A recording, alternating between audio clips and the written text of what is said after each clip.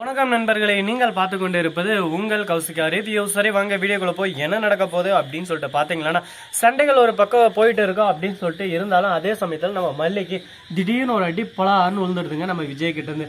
அடா டேய் விஜய், கொஞ்சமானா யோசிச்சு திங்க் பண்ணி ஆனால் அந்த தப்பா நீ பண்ணியிருக்கலாம்.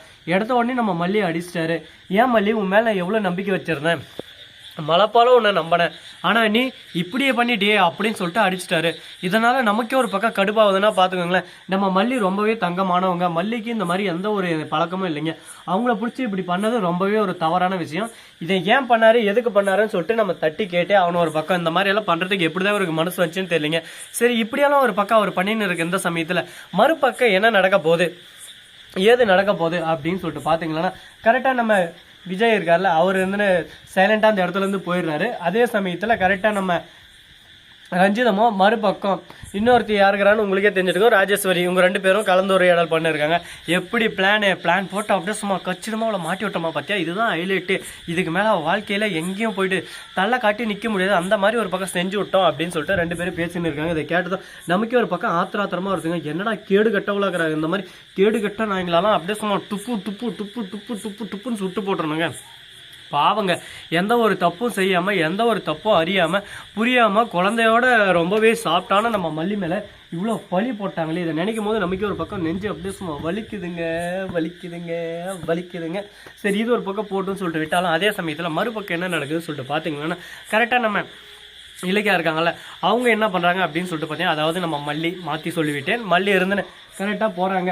எங்கே போகிறாங்க அப்படின்னு சொல்லிட்டு பார்த்தீங்கன்னா, டைரெக்டாக போயிட்டு வெண்பா கிட்டேக்கு போகிறாங்க. வெண்பா, இதுக்கு மேலே அந்த வீட்டில் இல்லைம்மா, இந்த வீட்டில் நான் படாத அசிங்கம் இல்லை, படாத துக்கம் இல்லை, துயரம் இல்லை, எல்லாமே உனக்காக தான். ஆனால் உங்கள் அப்பா எதுவுமே புரிஞ்சுக்காம என்னை ரொம்பவே அசிங்கப்படுத்தி அவமானப்படுத்துறாரு. இதுக்கு மேலே நான் இங்கே இருந்தேன்னா எனக்கு தான் அசிங்கம், நானே இந்த வீட்டை விட்டு போயிடுறேன் அப்படின்னு சொல்லிட்டு சொல்லியிருக்காங்க. இதை கேட்டதும் நீங்கள் சைலண்டாக இருங்கம்மா, நான் எல்லாத்தையும் பார்த்துறேன், இதுக்கு மேலே நான் சும்மா விட மாட்டேன் அந்த பிரச்சனையை அப்படின்னு சொல்லிட்டு அவங்க அப்பா கிட்ட சண்டை போடுறாங்க.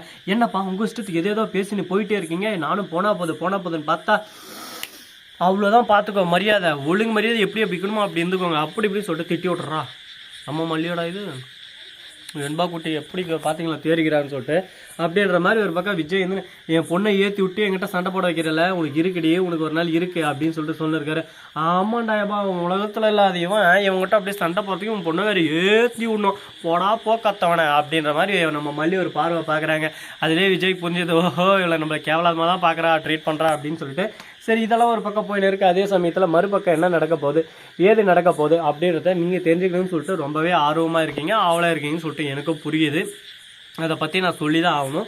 சரி, அதே சமயத்தில் கரெக்டாக நம்ம மல்லியோட அண்ணன் இருக்கார்ல, அவருக்கு ஃபோன் பண்ணுறாரு. என்னம்மா மல்லி, கஷ்டம் மேலே கஷ்டப்படுறாரு, அந்த அண்ணன் பேச்சு கேட்டு நல்ல பையனை கட்டின்னு போயிருந்தான், வாழ்க்கை எப்படி இருந்துருக்கு ஜம்முன்னு கும்முன்னு, என் பேச்சை கேட்காம நீ போனேன், உன் வாழ்க்கை பார்த்தே எவ்வளோ கஷ்டப்படுறத. இதுக்கு தாங்க வாழ்க்கையில் நமக்குன்னு ஒருத்தவங்க இருந்தால் அவங்க சொல்கிறத நம்ம கேட்கணும். கேட்கலாம் இந்த மாதிரி கஷ்டங்கள் நஷ்டங்கள் துக்கமும் வரும், அது ஒன்றும் பண்ண முடியாது.